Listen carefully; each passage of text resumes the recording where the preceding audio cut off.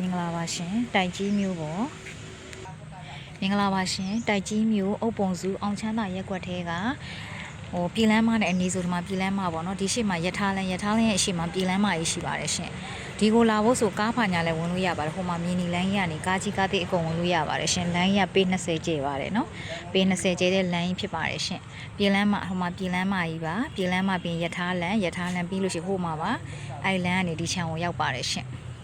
အဲ့တော့ပြည်လမ်းမနဲ့အနီးဆုံးခြံဝန်းလေးပေါ့နော်တိုက်ကြီးဈေးတွေကိုသွားမယ်ဆိုဆိုင်ကယ်နဲ့3မိနစ်ဆိုရောက်ပါတယ်ဒီဟာလေးကခြံဝန်းလေးကတော့ဒီခြံဝန်းလေးဖြစ်ပါတယ်ရှင်အပင်တွေပါမယ်ပေါ့နော်ဒီအုတ်တတိုင်းကနေမျက်နှာဝ40တိုင်းပေးပါမယ်ရှင်ပိုင်ရှင်အမီပေါက်လေးပါနော်ပိုင်ရှင်မြို့မြေဧရိယာထဲမှာပါတယ်ပိုင်ရှင်အမီပေါက်လေးပါမျက်နှာဝ40ဟိုမှာဒီမှာမယမ်းပင်တွေပါမယ်တရက်ပင်တွေပါမယ်ဒီမှာခြံစည်းဥပတ်လည်းမှာတော့ဒီမှာနော်တရက်ပင်တွေအုံးပင်တွေမကြီးပင်တွေ